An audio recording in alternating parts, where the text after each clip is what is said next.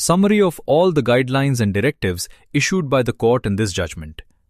Asif Ullah versus Government of KP, organized by category.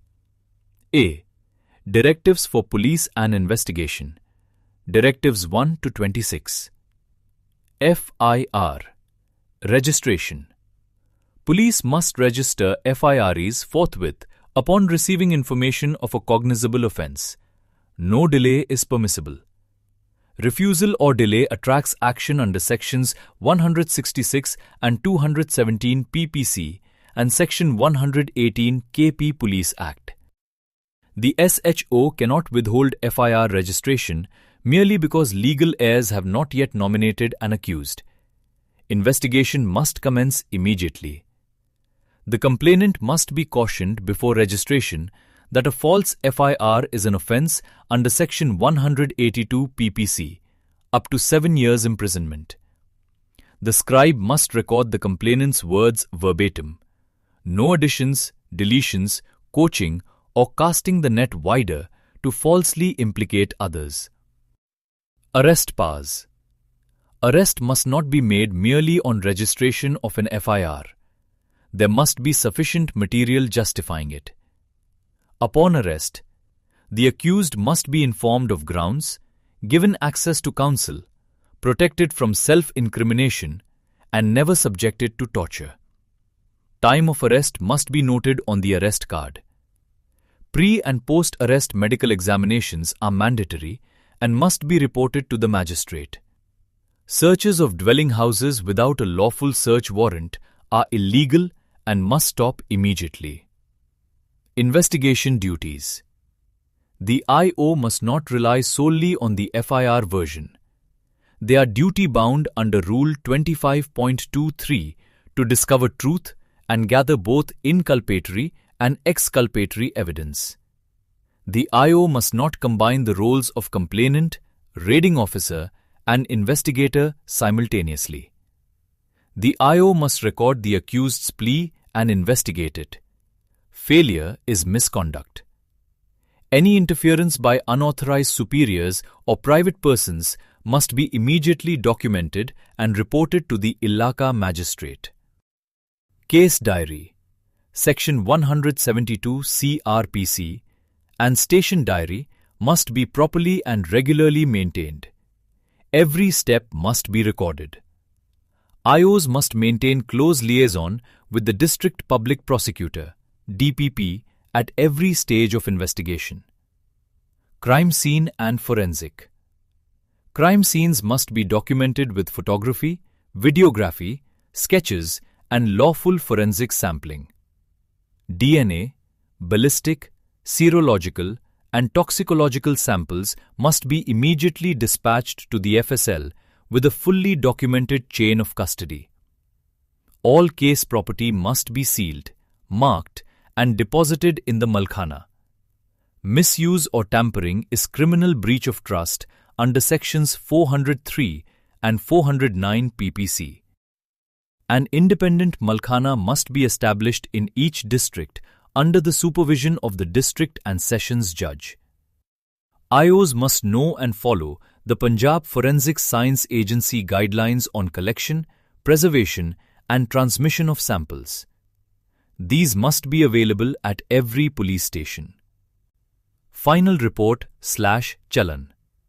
The final report under Section 173 CRPC must be submitted within 14 days. Failing that, an interim Chalan within the next 3 days. Failure attracts Sections 166(1), 175, 186(2) PPC and Section 118 KP Police Act. The IO must furnish an independent written opinion on whether the FIR is truthful, whether the right accused is nominated, and whether any false implication or exaggeration occurred. False, defective, or misleading investigation reports attract liability under Sections 166(2), 167, 218 PPC, and Section 118 KP Police Act. Workload and training. A reasonable number of cases must be assigned to each IO. No IO shall be overburdened. Performance shall not be assessed on number of FIRs registered. This encourages spurious FIRs. Performance shall be assessed on crime prevention, fair investigation, and law and order. Structured and mandatory training for SHOs, Moharrifs, station clerks, and IOs in law, forensics, cybercrime, and investigation techniques, with examinations and certificates. No cherry-picking in training selection. Other extrajudicial killings, staged encounters, and enforced disappearances are absolutely impermissible. Any participation, complicity, or willful neglect attracts criminal, civil, and departmental liability. Number of DFCs, District Facilitation Centers, is insufficient. A structured evaluation mechanism, periodic inspections, and modern technology, smartphones, must be introduced. B. Directives for Prosecutors. Directives 27 to 40. Prosecutors must actively supervise investigations from inception under the KP Prosecution Service Act 2005. Regular consultation meetings with IOs must be held and documented. No challan shall be forwarded to court unless the prosecutor has given a written opinion on its completeness and legal sufficiency. If deficient, the IO must collect additional evidence. On receipt of challan, the DPP must peruse it. If material is insufficient, they must recommend discharge or move for cancellation. This written advice must be rendered within 3 days.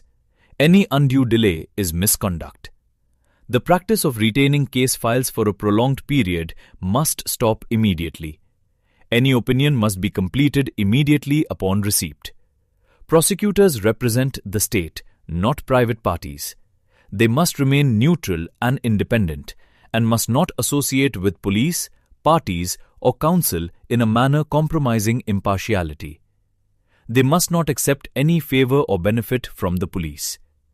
Prosecutors must not unnecessarily interfere in investigations by directing exoneration or implication of specific persons. All guidance must be in writing and general in nature. Private counsel engaged by complainants must act strictly under the control of the public prosecutor and must not assume an independent or dominant role.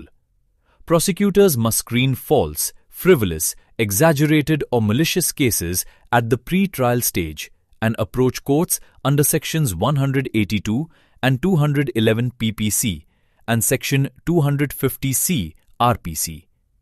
Willful non-compliance by an IO with prosecutorial directions must be reported to the competent authority under Section 118 KP Police Act. Prosecutors must undergo mandatory graded training on evidentiary standards, forensic science, cybercrime, and Article 10A jurisprudence. A transparent transfer/posting policy must be formulated. Prosecutors completing 3 years at a station must be transferred without delay. Postings must involve meaningful consultation with the Director General Prosecution. Public prosecutors must be assigned round-the-clock duties on gazetted holidays, similar to magistrate on duty.